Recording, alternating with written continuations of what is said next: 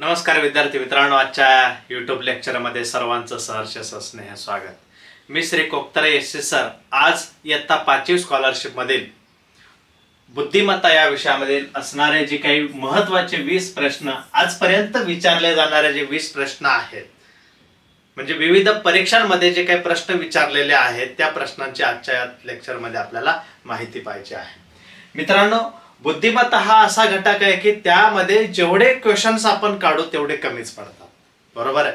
तर तुमच्यासाठी आजचं हे लेक्चर अत्यंत महत्त्वाचं आहे. व्हिडिओ शेवटपर्यंत पहा, कारण यामध्ये जे काही 20 प्रश्न मी विचारलेले आहेत ते विविध परीक्षांना विचारले गेलेले प्रश्न आहेत आणि म्हणून प्रत्येक प्रश्नांचं डिटेल पद्धतीने सविस्तर स्पष्टीकरण मी तुम्हाला आजच्या व्हिडिओमध्ये देणार आहे.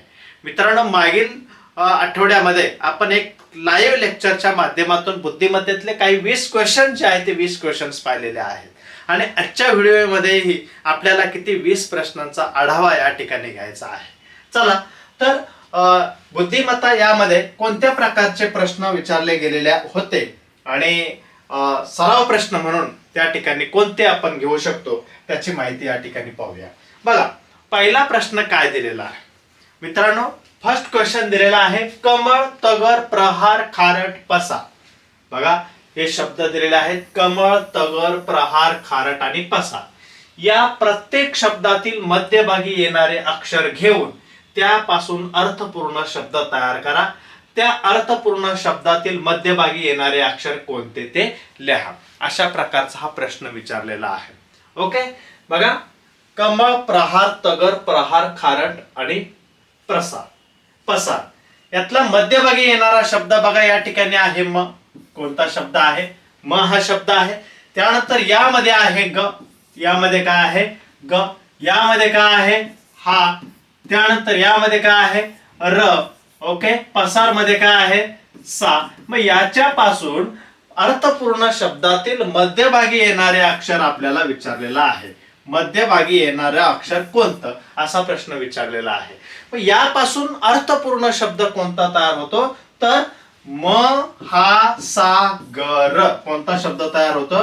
म हा सा ग आणि र. महासागर असा शब्द या ठिकाणी तयार झाला. मग याच्या मध्यभागी कोणता शब्द आला बघा? हे गेले, हे गेले. काय अर्थ आला? सा. कोणता आला? सा. म्हणजे ऑप्शन क्रमांक 2 करेक्ट आहे. ऑप्शन क्रमांक 2 करेक्ट आहे. ओके, महासागर. कोणता शब्द अर्थपूर्ण शब्द तयार झालेला? महासागर. ठीक आहे. त्यानंतर नेक्स्ट क्वेश्चन, मित्र, संघ, कारागृह, गर्दी, प्रदूषण, वस्तू या शब्द समूहात जोडाक्षरे असलेल्या शब्दांपेक्षा जोडाक्षरे नसलेले शब्द कितीने कमी अथवा जास्त आहेत? अशा प्रकारचा हा प्रश्न या ठिकाणी आपल्याला विचारण्यात आलेला आहे. आता जोडाक्षर म्हणजे काय ते प्रथमतः समजून घेऊया. बघा, जोडाक्षर कशाला म्हणायचं? जोडाक्षर कशाला म्हणायचं? तर 2 पेक्षा अधिक व्यंजन, 2 किंवा 2 पेक्षा अधिक व्यंजने. बघा, 2 किंवा 2 पेक्षा अधिक व्यंजने, 2 किंवा 2 पेक्षा अधिक व्यंजन, 2 किंवा 2 पेक्षा अधिक व्यंजन जर एकत्र आली आणि प्लस काय आहे? शेवटी स्वर जर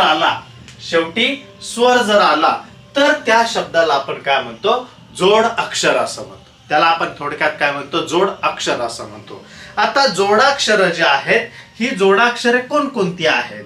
तर बघा, जोडाक्षर जी आहेत ती कर्म, बरोबर आहे की नाही? हा, सर्व ही सगळी जोडाक्षर आहेत. क्रम हे सुद्धा काय आहे? ते जोडाक्षर आहे. आलं लक्षात? परंतु यामध्ये कृपा किंवा वृत्ती हा अशा प्रकारचे जे काही शब्द आलेले आहेत किंवा हृदय, हा, यामध्ये हे जे शब्द आहेत हे जोडाक्षर शब्द नाहीत. हे जोडाक्षर शब्द नाहीत. पहिला मुद्दा इथं क्लिअर झाला. पहिला मुद्दा समजला. जोडाक्षर कोणते शब्द आहेत आणि जोडाक्षर कोणते शब्द नाहीत.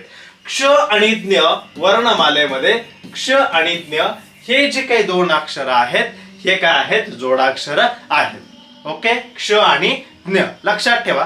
जोडाक्षर म्हणजे काय, दोन किंवा दोन पेक्षा अधिक व्यंजन एकत्र आली शेवटी स्वर जोडला गेला त्याला आपण काय म्हणतो, जोडाक्षर असं म्हणतो. आता यामध्ये आपल्याला प्रश्न असा विचारलाय की मित्र, संघ, कारागृह, गर्दी, प्रदूषण, कारागृह, गर्दी, प्रदूषण, वस्तू या शब्द समूहात जोडाक्षर असलेल्या शब्दांपेक्षा जोडाक्षर नसलेले शब्द कोणते? जोडाक्षर नसलेले शब्द किती कमी अथवा जास्त आहेत. आता कोणकोणते जोडाक्षर शब्द आहेत आणि कोणकोणते जोडाक्षर शब्द नाहीयेत हे आपण शोधूया. बघा, मित्र हे जोडाक्षर शब्द आहे. ओके, मित्र हे काय आहे, जोडाक्षर शब्द आहे. त्यानंतर कारागृह, मी तुम्हाला सांगितलं होतं कृपा, गृह आहे की नाही, कृपा असेल, गृह असेल किंवा हृदय असेल असे जे शब्द आहेत, किंवा वृत्ती असेल, पृथा असेल, वृत्ती, पृथा, म्हणजे त्याला अशा पद्धतीने जर आलं खाली तर काय म्हणतो, त्याला आपण जोडाक्षर शब्द म्हणत नाही. मग कारागृह हा जोडाक्षर शब्द झाला का, तर नाही. गर्दी हा जोडाक्षर शब्द झाला, 2 नंबर. ओके, त्यानंतर 3 नंबर आहे प्रदूषण, त्यानंतर 4 नंबर आहे वस्तू. हे 4 झाले जोडाक्षर. आता जोडाक्षर नसलेले शब्द कोणते आहेत, तर संघ आणि कारागृह.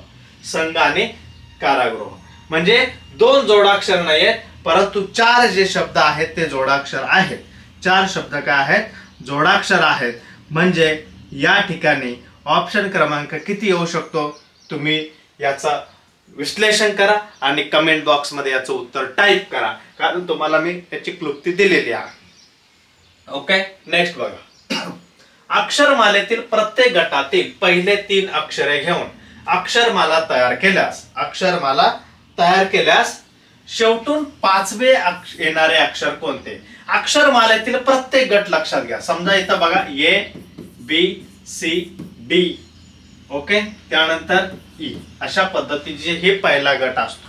हा काय असतो, पहिला गट असतो. त्यानंतर F G H I आणि J हा दुसरा गट असतो. त्यानंतर K L M N O हा तिसरा गट असतो. ओके, आता काय म्हटलेलं आहे, पहिली 3 अक्षरे घेऊन अक्षरमाला तयार केला, शेवटून येणारे 5 अक्षर कोणते? ओ नंतर काय येतं रे, P येत आहे, P Q R S T. Okay, त्यानंतर U V W X Y Z. Okay, अशा पद्धतीचं 1 2 3 4 5 गट आले.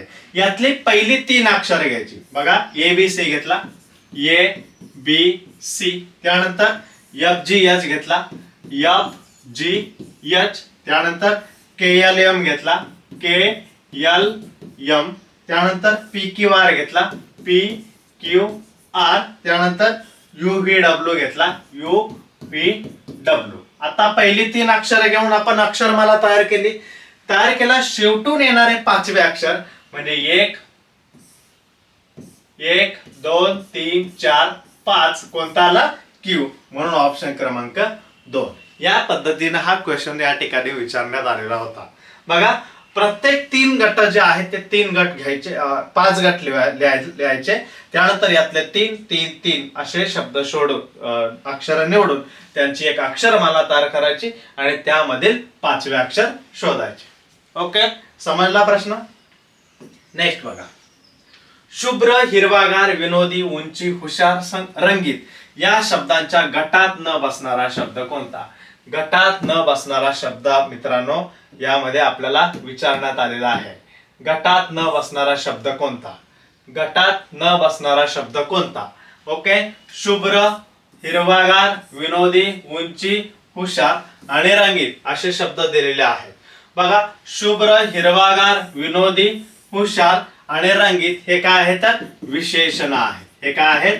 विशेषण आहेत. लक्षात ठेवा, हे काय ते विशेषण आहेत. विशेषण म्हणजे काय? नामाबद्दल अधिक माहिती सांगणारा जो शब्द असतो, नामाबद्दल अधिक माहिती सांगणारा जो शब्द असतो, नामाबद्दल अधिक माहिती सांगणारा शब्द जो असतो त्याला आपण काय म्हणतो? नामाबद्दल अधिक माहिती सांगणाऱ्या शब्दाला आपण विशेषण असं म्हणतो. ओके, म्हणजे शुभ्र, हिरवागार, विनोदी, हुशार, रंगीत हे नामाबद्दल अधिक माहिती सांगतात, म्हणून त्यांना आपण विशेषण म्हणतो. मग यामध्ये काय आलं? उंची. उंची हे काय येतं? तर नाम येतं. उंची हा नामदर्शक शब्द आहे. उंची हा कोणता शब्द आहे? नामदर्शक शब्द आहे. म्हणून उंची हा या गटात न बसणारा शब्द आहे. ऑप्शन क्रमांक 4. उंची हा या गटामध्ये न बसणारा काय आहे? शब्द आहे. म्हणून त्या ठिकाणी काय आहे? ऑप्शन क्रमांक 4. ठीक आहे. नेक्स्ट क्वेश्चन बघा. नेक्स्ट क्वेश्चन, गटात न बसणारी संख्या शोधा. 2007 ला हा प्रश्न विचारण्यात आलेला होता. गटात न बसणारी संख्या आपल्याला इथं शोधायची आहे. गटात न बसणारी संख्या शोधा. 5वा प्रश्न या ठिकाणी विचारण्यात आलेला आहे. बघा आता 5वा प्रश्न काय दिलेला आहे?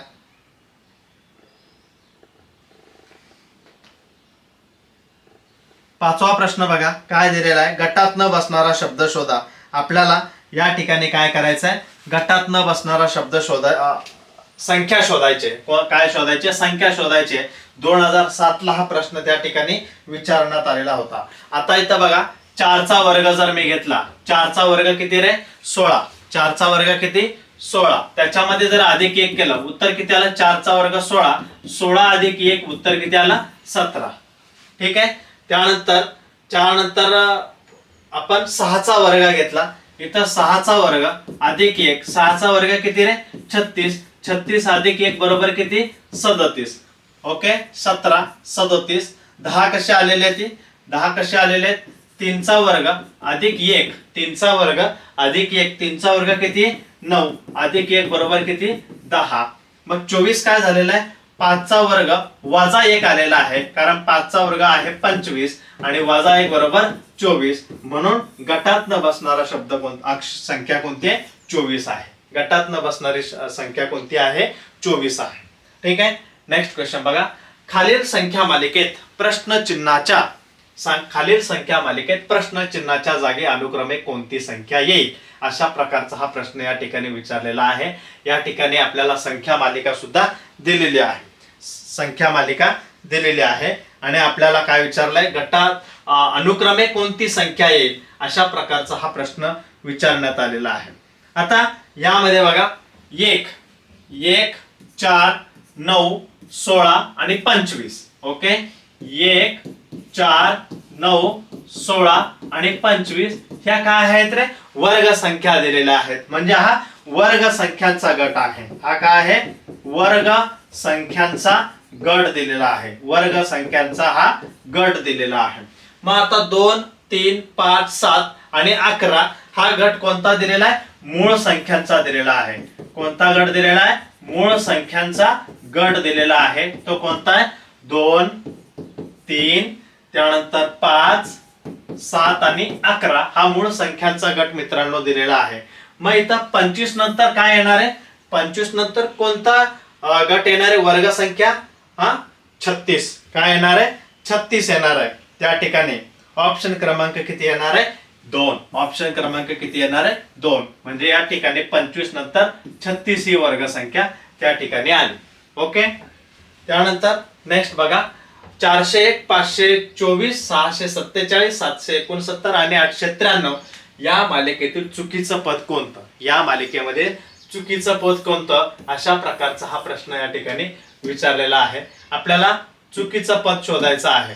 आपल्याला काय करायचं आहे? चुकीचं पद कोणतं हे शोधायचं आहे. आता बघा 401 ही जी संख्या आहे त्या 401 या संख्येमध्ये किती मिळवल्यानंतर 524 येतील? 401 या संख्येमध्ये किती मिळवल्यानंतर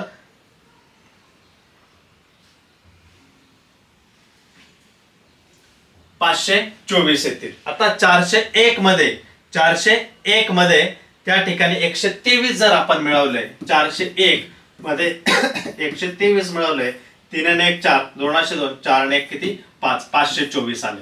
ओके. 524 मध्ये त्या ठिकाणी जर आपण 123 मिळवले, काय येतं बघा? 4 आणि 3 7, 2 आणि 2 4, 5 आणि 1 6, 647 आलं. किती आलं? 647 आलं.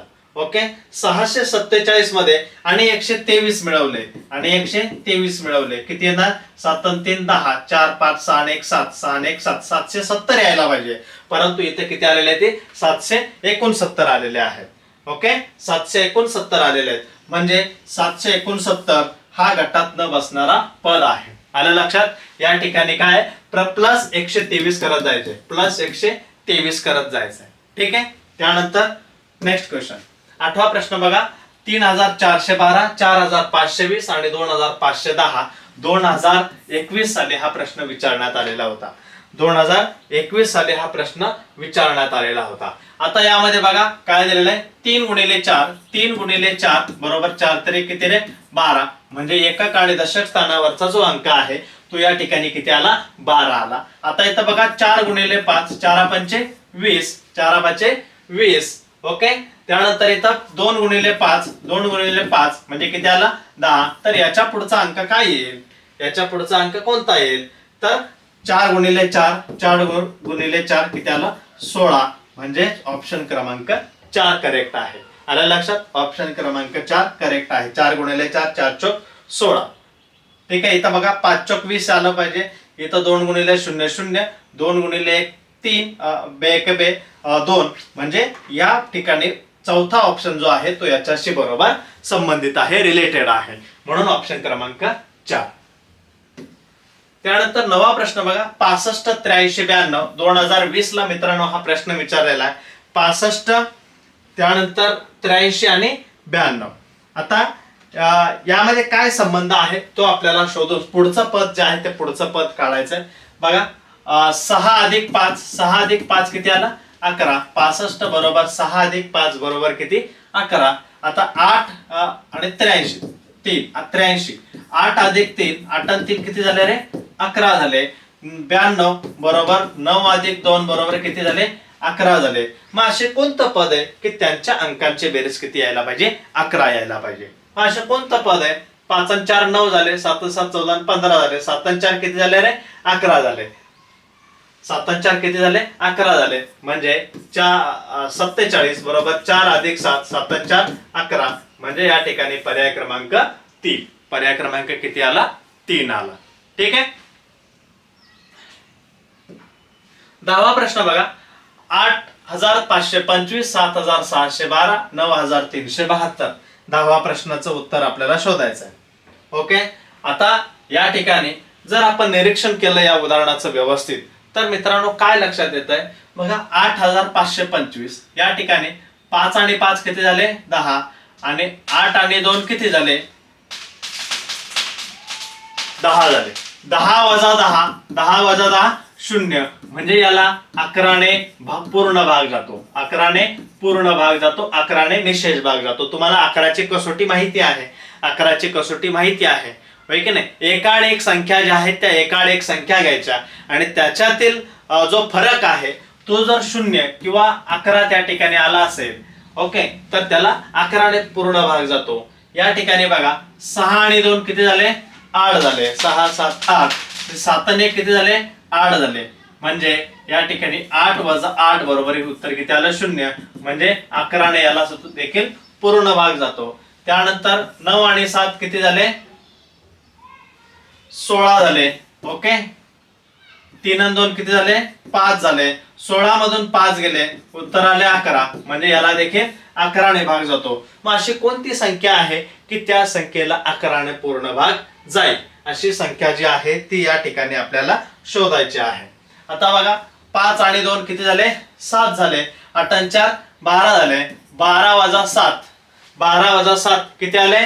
5 आले. मग याला 11 ने पूर्ण भाग जात नाही. अशा पद्धतीनं दुसरा पर्याय आपण बघूया. 0 आणि 3 3, 6 आणि 8 किती झाले? 14. 14 वजा 3 बरोबर 11. म्हणजे याला 11 ने भाग जातो. म्हणून ऑप्शन क्रमांक किती येतोय? 2. 6083. किती येतोय ऑप्शन क्रमांक 2? 6083. ठीक आहे. त्यानंतर नेक्स्ट प्रश्न बघा. आता हा 11वा प्रश्न या ठिकाणी विचारलेला आहे. कितवा? 11वा प्रश्न विचारलेला आहे. आपल्याला 2.1/4, 2.1/4, त्यानंतर 4.2/8, आणि 3.1/4 असं हे प्रश्न दिलेला आहे. 2019ला मित्रांनो हा प्रश्न विचारण्यात आलेला आहे. आजच्या व्हिडिओमध्ये सर्व प्रश्न जास्तीत जास्त परीक्षांना विचारलेले प्रश्न मी घेतलेले आहेत, त्यामुळे व्हिडिओ शेवटपर्यंत पहा. व्हिडिओ जर आवडला तर लाईक करून टाका, चॅनलला सबस्क्राईब सुद्धा करा. आता इथं बघा ऑप्शन दिलेले आहेत 5.4/16, त्यानंतर 5.1/2, 6.2/4 आणि 7.1/8 असे ह्या ठिकाणी ऑप्शन दिलेले आहेत. आता इथं बघा पहिला ऑप्शन जर आपण बघितलं 5.4/16, 5.4/16 आपण बघितलं, 4×1=4, 4×4=16 म्हणजे 5.1/4 आलं. 5 किती आलं? 1/4 आलं. म्हणजे प्रत्येक याच्यामध्ये किती आहे बघा, 1/2=8, 1/4 दिलेला आहे, 1/4 दिलेला आहे, इथं सुद्धा 1/4 आलेला आहे. म्हणून ऑप्शन क्रमांक 1 करेक्ट आहे. प्रत्येक पूर्णांकयुक्त अपूर्णांकामध्ये जो अपूर्णांक दिलेला आहे तो अपूर्णांक हा किती आहे? 1/4 आहे. किती आहे? अपूर्णांक 1/4 आहे. म्हणून या ठिकाणी ऑप्शन क्रमांक किती येतोय? 1 येतोय. 12वा प्रश्न बघा, मेंदू, फुफ्फुस आणि हृदय. मेंदू, फुफ्फुस आणि हृदय 2020 साली हा प्रश्न विचारण्यात आलेला आहे. 2020 ला हा मित्रांनो प्रश्न विचारलेला आहे. बघा इकडं मेंदू, फुफ्फुस आणि हृदय, तर यांच्याशी रिलेटेड पुढचा ऑप्शन जो आहे तो पुढचा ऑप्शन आपल्याला शोधायचा. काय? त्वचा, कान, त्यानंतर जठर आणि त्यानंतर डोळे. याच्याशी संबंधित असलेला पर्याय आपल्याला पुढचा शोधायचा आहे. मेंदू, फुफ्फुस, हृदय.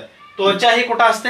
वर असते, बरोबर आहे की नाही? म्हणजे बाह्येंद्रिय आहे, की नाही? कान बाह्येंद्रिय आहे, डोळे सुद्धा बाह्येंद्रिय आहेत आणि हे सगळे काय आहे? ते अंतरेंद्रिय आहेत.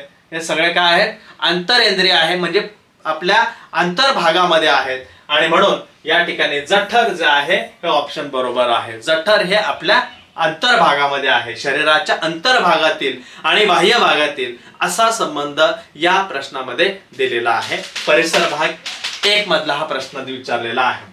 ठीक आहे. त्यानंतर बघा 13, वादळ, भूकंप आणि पूर याच्याशी रिलेटेड काय आहे? वादळ, भूकंप आणि पूर. वादळ, भूकंप आणि पूर यामध्ये ऑप्शन काय येतोय? वादळ, भूकंप आणि पूर 13वा प्रश्न या ठिकाणी विचारलेला आहे हा.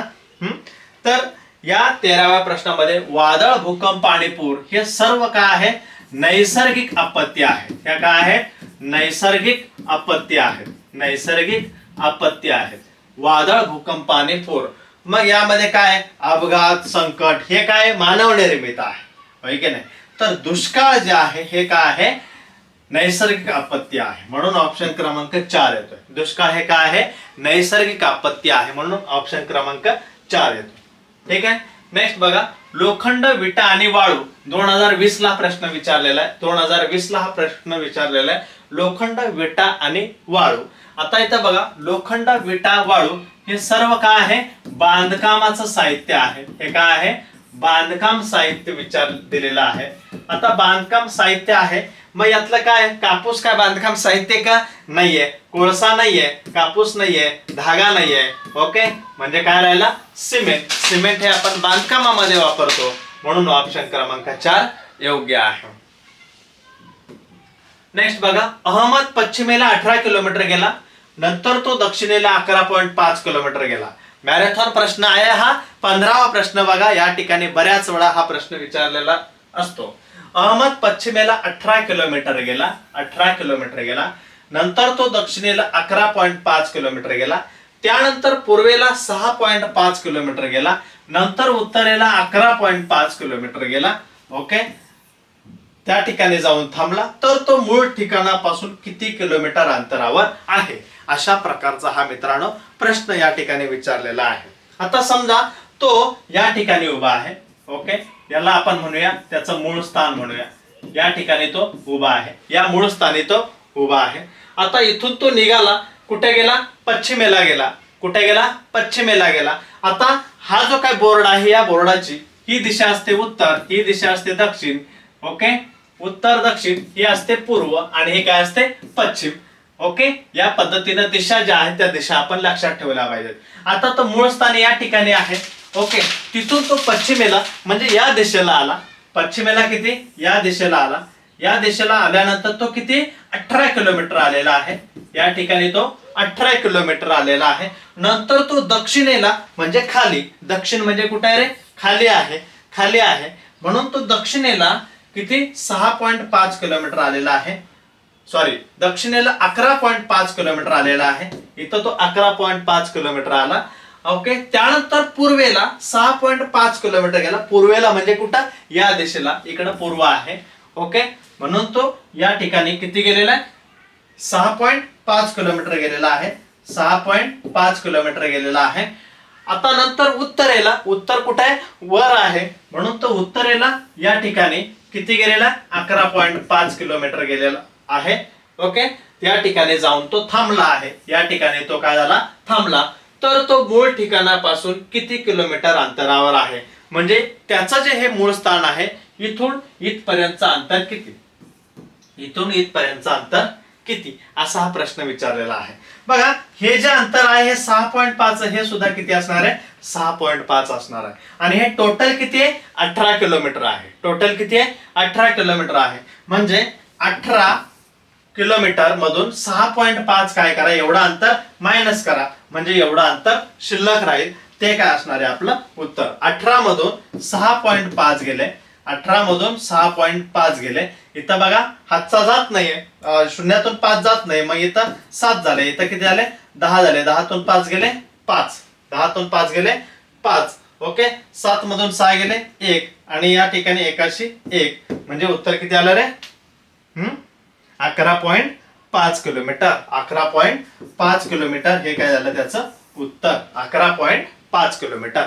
इथं ऑप्शन राहिलेले आहेत लिहायचे, तर समजून घ्या 11.5 किलोमीटर याचं उत्तर आहे. 11.5 किलोमीटर. दिशा समजून घ्या, वरची असते उत्तर, इकडं खाली दक्षिण, इकडं असते फळ्याची पूर्व बाजू, इकडं काय असते पश्चिम बाजू. ठीक आहे, नेक्स्ट बघा, 508 16वा प्रश्न आहे हा. 8 504 तर 6 काय, 2019 ला हा प्रश्न विचारलेला आहे. 16वा प्रश्न बघा, 8 504 तर 6 ची काय संबंध आहे. आता यातला संबंध शोधून मग आपल्याला उत्तर काढायचं आहे. आता या ठिकाणी 8 गुणिले, बघा 8 गुणिले 8 चा वर्ग वजा 1 जर केलं तर काय उत्तर येते. 8 गुणिले 8 चा वर्ग किती रे, 64 वजा 1. 8 गुणिले 64 मधून 1 गेला, उत्तर किती आला 63. 63 गुणिले 8 करा, 8 3 किती 24, 6 8 48, आणि 2 किती झाले 50, म्हणजे 504 आलं. म्हणजे हा संबंध या ठिकाणी आहे. 8 गुणिले त्या 8 चा वर्ग वजा 1. तसं या ठिकाणी 6 गुणिले आपल्याला काय करायला पाहिजे, 6 गुणिले 6 चा वर्ग वजा 1. 6 गुणिले 6 चा वर्ग 36 वजा 1. 6 गुणिले 36 वजा 1 आला 35, म्हणजे 35 गुणिले 6 करा, 6 5 30, 3 6 3 18, 19 20 21 210. ऑप्शन क्रमांक 3 बरोबर आहे. ओके, या पद्धतीनं हा प्रश्न या ठिकाणी आपल्याला सोडवता येतो. नेक्स्ट क्वेश्चन बघा, आपल्याला प्रश्न आकृतीतील पाण्यातील प्रतिबिंब कसे दिसेल ते ओळखून त्याचा क्रमांक लिहायचा आहे. पाण्यातील, हे बदामाचं चिन्ह दिलेलं आहे, पाण्यातील प्रतिमेचं प्रतिबिंब कसे दिसेल ते ओळखून त्याचा प्रश्न क्रमांक आपण लिहायचा आहे. आता पाण्यातील जल प्रतिबिंब आपण त्याला म्हणतो. ओके, आता जल प्रतिबिंबामध्ये काय होतंय की जो काही डावा भाग आहे, उजवा भाग आहे, हा डावा भाग जो आहे तो डाव्या भागामध्येच राहतो. ओके, लक्षात घ्या. कसं ओळखायचं पाण्यातील प्रतिबिंब, डावा भाग हा डाव्या भागामध्ये राहतो. ओके, उजवा भाग जो आहे तो उजवा भाग हा उजव्या भागामध्ये राहतो. उजवा भाग हा उजव्या भागामध्येच राहतो, बरोबर आहे. डावा भाग हा डाव्या भागामध्ये, उजवा भाग हा उजव्या भागामध्ये राहतो. तर वरचा भाग जो आहे तो त्या ठिकाणी काय होतो, खाली होतो. ओके, खाली उलट होतो. वरचा भाग जो आहे तो वरचा भाग काय होतो, खाली उलट होतो. वरचा भाग उलट होतो आणि खालचा भाग काय होतो, उलट होतो. म्हणजे विरुद्ध होतं, खालीवर होत. काय होतं, खालीवर होतं. मग आता हे चिन्ह या ठिकाणी दिलेलं आहे आपल्याला, ही प्रश्न आकृती दिलेली आहे. ओके, ही प्रश्न आकृती दिलेली आहे, तर उत्तर काय येईल ते शोधायचं आहे. आता हा भाग जो आहे तो जसाच्या तसा राहिला, डावा भाग डाव्या बाजूला, उजवा भाग उजव्या बाजूला. पाण्यातील प्रतिबिंब शोधत असताना म्हणजे आता हा जो भाग आहे वरचा भाग हा काय होणार आहे, खालच्या दिशेला जाणार आहे. काय जाणार आहे, खालच्या दिशेला. आता खालच्या दिशेला कोणता भाग गेलेला आहे, तर या ठिकाणी बघा इथे गेलेला आहे आणि इथे गेलेला आहे. म्हणजे 1 आणि 4 मध्ये आपल्याला ही आकृती दिसते. ठीक आहे, इथं सुद्धा आहे. ठीक आहे, त्यानंतर हा भाग जो आहे तो वर जाणार आहे. हा भाग वर जाणार आहे. तो कुठं कुठं दिसतोय, इथं दिसतोय, इथं सुद्धा दिसतोय, इथं सुद्धा दिसतोय, सेम आहे. ठीक आहे, ऑप्शन क्रमांक 2 तर त्या ठिकाणी कटच झाला.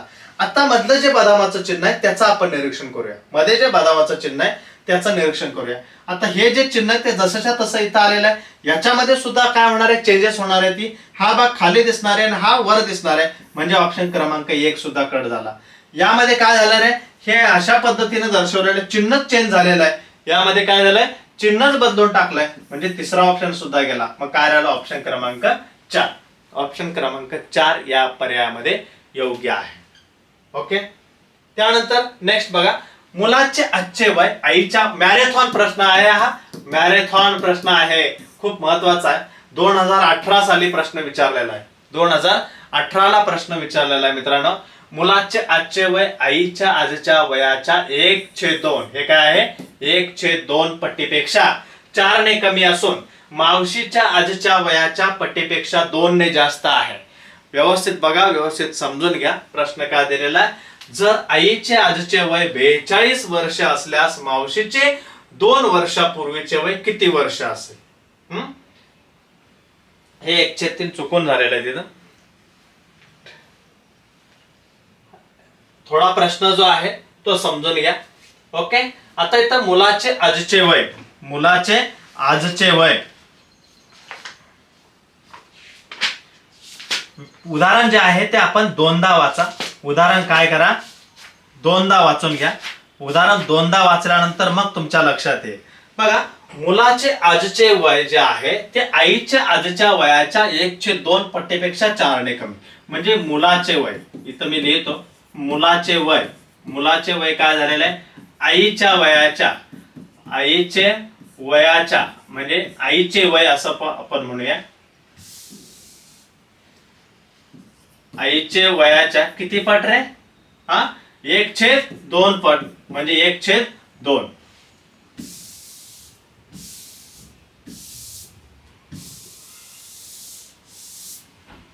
बघा इकडे घेतो थोडस. मुलाचे वय, मुलाचे वय, व्यवस्थित उदाहरण समजून घ्या. मुलाचे वय, मुलाचे वय आईच्या आजच्या वयाच्या 1/2 पट. आईच्या वयाच्या किती, 1/2 पट. आईचे वयाच्या 1/2 पट. म्हणजेच काय आलं, आईचे वय छेद 2. 1 गुणिले आईचे वय छेद 2. म्हणजे काय आलं, आईचे वय, आईचे वय छेद किती आला, 2 आलं. ठीक आहे, 4 ने कमी असून, 4 ने कमी असून. थोडा प्रश्न या ठिकाणी, ओके, पट्टीपेक्षा 4 ने कमी असून मावशीच्या आजीच्या वयाच्या पट्टीपेक्षा 2 ने जास्त आहे. मावशीच्या आजीच्या वयाच्या 2 ने जास्त आहे. म्हणजे मावशीचं जे आजचं वय आहे, मावशीचे वय, मावशीचे वय छेद किती येणार आहे,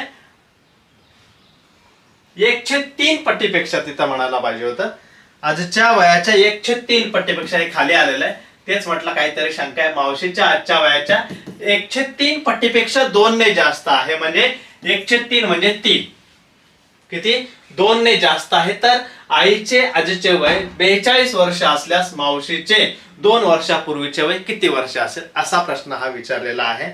आता मुलाचं वय जे आहे, मुलाचे वय, मुलाचे वय, ओके, एक मुला आईचे वय छेद 2, आईचे वय छेद किती, 2, वजा किती करूया, 4 करूया. वजा किती करूया, 4 करूया. बरोबर आहे. आता मुलाचे आजचे वय आईच्या वयाच्या 4 पट्टीपेक्षा 4 ने कमी असून आईचे जर वय 42 वर्ष असेल, इथं 42 छेद 2 वजा 4 करा. 2 1 2 2 4, 2 1 2 म्हणजे 21 वजा 4, 21 वजा 4. उत्तर किती आहे रे, मुलाचं वय 21 वजा 4 जर आपण केलं तर किती होत आहे, 17 होत. किती होत आहे, 17 वर्ष होत. हे झालं मुलाचं वय. आता आपल्याला मावशीचं वय विचारलेलं आहे ना त्यांनी 2 वर्षापूर्वी. मग सेम टू सेम या ठिकाणी टाका. मुलाचे वय बरोबर, इथं बघा, मुलाचे वय बरोबर मावशीचे वय छेद किती 3. मुलाचे वय किती आलं 17 बरोबर मावशीचे वय छेद किती 3. छेद किती झाले 3 झाले. 17 तरी किती रे, सॉरी इथं आणि काय राहिलेलं आहे 2 वर्षापूर्वीचं म्हटलेलं आहे. 2 ने जास्त आहे म्हटलेलं आहे. म्हणजे आपल्याला त्या ठिकाणी काय करायला पाहिजे +2 करायला पाहिजे. इथं काय करायला पाहिजे +2 करायला पाहिजे. 2 ने जास्त आहे म्हटलेलं आहे ना, 2 ने जास्त आहे म्हणजे +2 इकडे आल्यावर काय होणार -2 होणार. 17 वजा 2 होणार. 17 वजा 2 मग इथं काय होणार मावशीचे वय छेद 3 येणार. मग 17 तून 2 गेले किती राहिले 15. 15 गुणिले 3 इकडे घेतो मी. 15 गुणिले 3 किती आला 45. ओके, हे आलं मावशीचे आजचे वय